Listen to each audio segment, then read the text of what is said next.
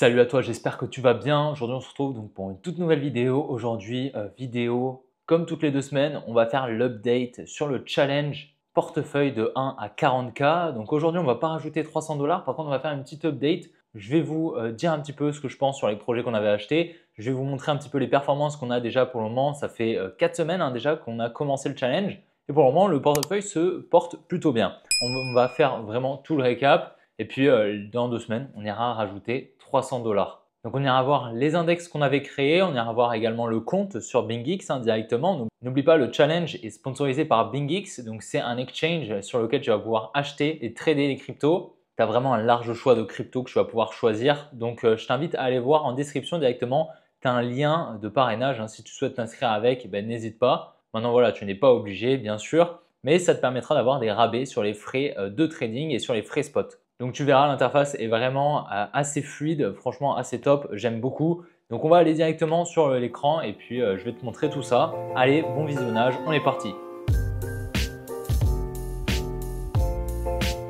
Comme tu le vois, on est directement ici sur le compte spot donc de MIGX. Donc par la suite, on ira directement sur TradingView pour voir tous les actifs, etc. comme d'habitude. Et je vais vous faire donc l'analyse de tous les assets qu'on avait achetés. Donc pour rappel, donc là il y a un petit peu d'USDT. Donc globalement, le compte est à 3100, mais on a 1500 sur le challenge. Donc pour le moment, dans le portefeuille, on a 1500 dollars, dont 1300 qu'on a injecté nous de notre poche. Donc ça fait 200 dollars de PNL pour le moment. Donc c'est super, donc c'est plutôt cool. Mais comme tu vois, on a eu quand même certaines performances qui se sont un petit peu effacées, notamment le Rio, le CKB, tu vois, et surtout le Naka qui perd moins 20 dollars donc sur notre position. Ça, on l'avait anticipé, donc c'est pas étonnant. On savait qu'on allait très probablement avoir un mouvement baissier pour venir descendre un petit peu. Et comme tu le vois, on est ici donc à 1,40 dollars et je pense qu'on va même pouvoir descendre encore un petit peu. Donc voilà, notre position ici sur le Naka, on ira probablement la recharger un petit peu plus tard. Pour le moment, je pense que ce n'est pas forcément le meilleur moment. Mais vu qu'on la garde à long terme, ce n'est pas un problème si on est un petit peu en négatif.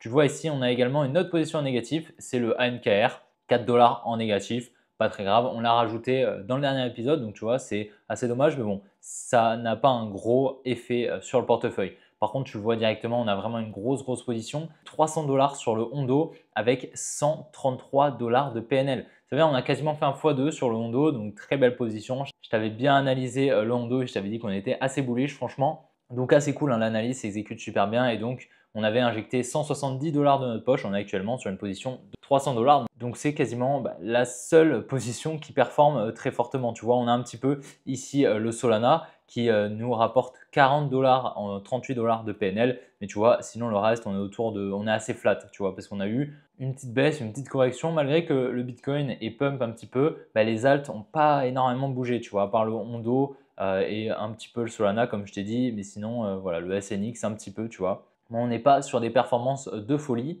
même si on prend quand même 10% sur le SNX, on dirait pas, mais on a quand même une petite position sur le SNX. Donc au final, c'est quand même pas trop mal. Et sur le Océan, on est quand même plutôt flat parce qu'on avait rajouté un petit peu 100 dollars, il me semble, sur l'Océan. Donc tu vois, on est plutôt flat. Si tu te souviens un petit peu, dans la dernière vidéo, on avait créé des index pour justement traquer les performances de notre portefeuille. Donc le premier index que j'avais créé ici, pour les 1000 dollars qu'on avait alloué le premier épisode, donc tu vois, je t'avais mis ici donc, les points d'entrée qu'on avait eu. Donc tu vois, on était rentré juste ici à la ligne rouge et tu vois, on est sur environ 17% de performance, 16% à peu près de performance sur la première position de 1000 dollars. Et si on va voir le deuxième index, donc tu vois, par contre là, c'est un petit peu moins glorieux. Tu vois, on était monté quand même assez haut à 10%. Tu vois, juste après l'achat qu'on avait fait juste ici dans la deuxième vidéo de 300 dollars. Et là, tu vois, on est flat, on est au niveau de notre point d'entrée. Mais bon, c'est pas très grave. Comme je t'ai dit, c'est pour du long terme. Donc, si on a un drawdown, donc si on passe un petit peu en négatif, c'est vraiment pas un problème. Nous, dans tous les cas, on va faire un DCA, d'accord? Toutes les 4 semaines, on va réinjecter 300 dollars dans le portefeuille. Et puis, on verra dans un an et demi, où est-ce qu'on sera. Dans tous les cas, notre but principal, ça va être de sortir au bon moment. Donc ça va être vraiment en fait le but qu'on a sur ce portefeuille.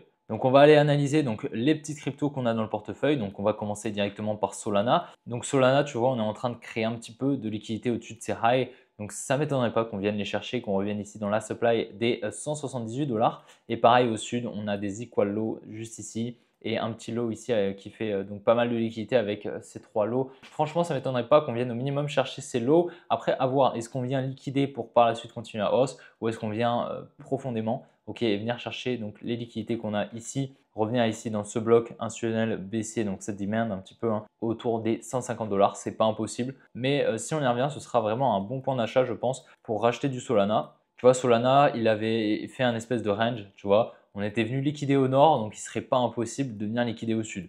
Voilà, après, on n'y est pas encore du tout, je m'avance vraiment beaucoup. Parce que là, pour le moment, il n'y a rien qui nous dit qu'on va y aller, mais ce n'est pas impossible. On a un petit peu de liquidité ici et on a toujours ce support ici. Et donc, à plus court terme, on a ces liquidités ici. Donc, on va voir dans tous les cas. Mais pour le moment, bon, on a quand même eu un bon point d'achat. Il me semble qu'on a acheté voilà, ici, tu vois. Donc, franchement, on a eu le bottom pour le moment, le bottom temporaire du moins. Ça, c'est assez cool. À voir si ça va tenir. Maintenant, si ça ne tient pas, ce n'est pas du tout un problème pour nous. On rachètera un petit peu plus bas et puis on aura des très bons points d'achat dans tous les cas. Bon, bah, Rio, je t'avais déjà dit, mais on a une petite zone de liquidité. Juste ici, on a ces equal lows. C'est pas impossible qu'on vienne les chercher. Mais là, tu vois, on crée un petit peu de structure baissière comme ça, pas mal de structures baissières à court terme, tu vois ici. Et donc, c'est pas impossible en fait que toutes les liquidités qu'on accumule au-dessus de ces highs, on vienne les chercher, qu'on ait une grosse accélération haussière. Donc ça, c'est vraiment pas impossible. Dans tous les cas, on est sur un bon niveau ici, tu vois, on est en train de latéraliser. Donc c'est dans ce genre de latéralisation qu'il est intéressant d'acheter pour du spot, mais c'est pas impossible qu'on vienne chercher ces liquidités avant de repartir à la hausse. Donc si on y revient, en tout cas, je vais mettre une alerte, je pense, sur le Rio. Si on y revient, je n'hésiterai pas en tout cas à réinjecter dans le portefeuille du challenge pour avoir une plus grosse position sur le Rio. Je pense que c'est vraiment prometteur comme projet et cette zone serait vraiment super intéressante. CKB, pour rappel, donc je t'avais partagé ici cette demand, on était revenu presque dedans, tu vois, on était revenu récupérer l'équité et là j'ai quand même l'impression qu'on est en train de redistribuer. Ça veut dire quoi? Ça veut dire tout simplement qu'ici, tu vois, on a eu une accumulation avec donc la création d'un support juste ici qu'on est venu liquider ici. Donc juste après, on est venu distribuer, on est venu créer une trendline juste là avec tous ces highs qu'on est venu liquider et là j'ai l'impression qu'en fait on va créer une structure baissière comme celle-ci.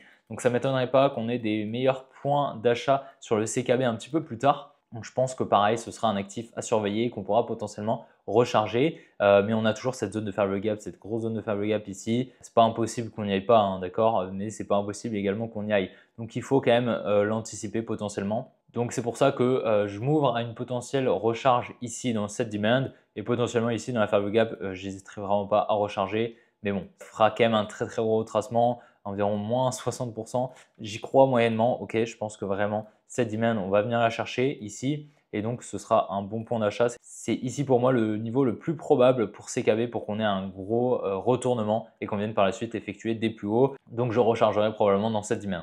Naka, bon bah ça fait un moment, on a toujours cette grosse structure haussière avec donc un gros support ici. Donc c'est la même analyse que la dernière fois. On a toujours pas mal de liquidité au nord, mais surtout ce gros support ici qu'on va venir chercher. Il n'y a pas trop de doute là-dessus. Vu toutes les liquidités qu'on crée, on a des equal low ici, on a des equal low ici, on a 3 equal low ici, tu vois. Donc voilà, je pense vraiment qu'on va y aller. On pourrait peut-être faire quelque chose comme ça. Je rechargerai pas mal ici au niveau des 1 $. C'est, je pense, un très très bon point d'achat. Et surtout, si on vient chercher les 1 $ et qu'on vient de nouveau chercher le high à court terme, on vient faire un x3,40. Donc ça, c'est intéressant pour le portefeuille, tu vois. Sachant que, bon, si on va chercher, tu vois, les 3,40, ce ne sera pas, je pense, le top de ce cycle. Donc, tu vois, le top du précédent cycle, il y a à 7 $.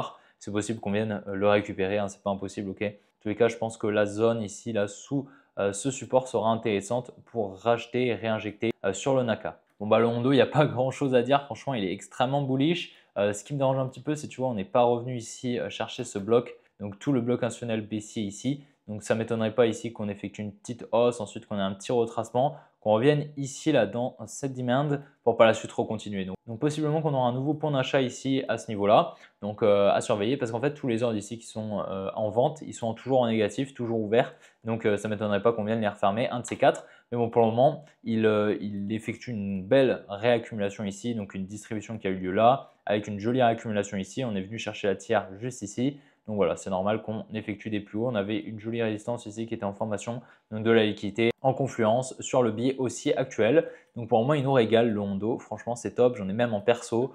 J'ai une grosse position en perso, donc franchement, ça fait extrêmement plaisir. Sachant que le Hondo, il me semble qu'on l'a eu voilà, par là, d'accord. Hein. Donc vraiment, on a une belle position. Tu vois, depuis le point d'achat, on est, je pense qu'on l'a même eu un petit peu plus bas. Vraiment le bottom du bottom parce qu'on est presque à x2. Donc je pense qu'on vraiment on l'a eu là, quoi. Ou peut-être ici, tu vois, vu que j'ai fait mes premiers achats le 1er mai. Donc voilà, ça devait être vraiment là. Donc on a vraiment une très jolie performance sur le Hondo. Ça fait extrêmement plaisir. ANKR, bon, il crée un petit peu de liquidité, tu vois, au sud. Là, on crée vraiment un gros support qui devrait être liquidé, je pense. Hein. On devrait, je pense, venir le chercher sans trop de problèmes. C'est un petit peu comme ce qu'on est en train de faire sur le Naka, mais vraiment, on crée beaucoup de liquidité par là. Donc, ça ne m'étonnerait vraiment pas qu'on vienne au minimum le liquider pour par la suite, je l'espère, poser le bottom et continuer une hausse, ce qui serait vraiment intéressant. Parce que si on vient liquider ce lot, je ne sais honnêtement pas où est-ce qu'on va s'arrêter parce qu'on pourrait possiblement venir chercher ces lots, mais après plus bas, franchement, ça m'étonnerait ou du moins ce serait assez catastrophique selon moi. Donc voilà, ce que je verrais bien, c'est une petite liquidation et ensuite venir chercher des plus hauts. Ce serait pour moi, je pense, assez confluent. Donc à voir selon justement les injections d'ordre, les prochaines injections d'ordre, comment on va dispatcher un petit peu les prochaines recharges de 300 $. Donc à voir, peut-être qu'on rechargera un petit peu de NKR si on y est dans la zone, mais je pense qu'il y aura d'autres assets à recharger qui seront un petit peu plus intéressants, comme par exemple le Naka. SNX, donc je t'avais partagé ici cette belle accumulation. On est à présent venu chercher la tiers, donc ça veut dire qu'on sauve potentiellement un retournement. Ici, ça ne m'étonnerait pas potentiellement qu'on vienne mettre malheureusement en négatif nos positions. Maintenant, on n'est pas venu chercher le gros bloc haussier ici. Ce n'est pas impossible qu'on y aille, qu'on ait un dernier run haussier pour y aller au minimum.